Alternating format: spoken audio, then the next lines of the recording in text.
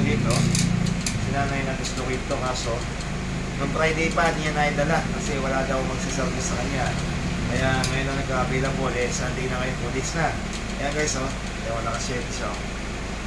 Na-dislocate to. Buti na lang, yung buto dito, yan bro.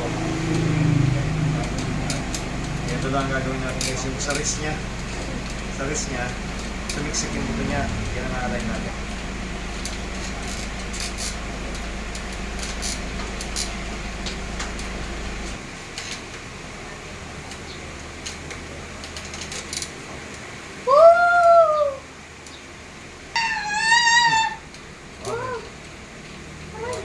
Tama, balik mo yan. Palito ko na yan. Yan guys, tingnan yung sa likod niya. Ito ka sa likod, para makita mo. Yan o. Siyempre yan, mga muscles na lang yan. Pero yan, tuwid na. Okay guys. Sige, tas na. Yan. Parang pa doon, tas mo. Yan guys, yan. Yan.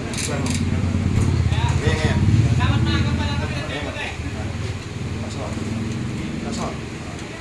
Yan guys, okay na siya.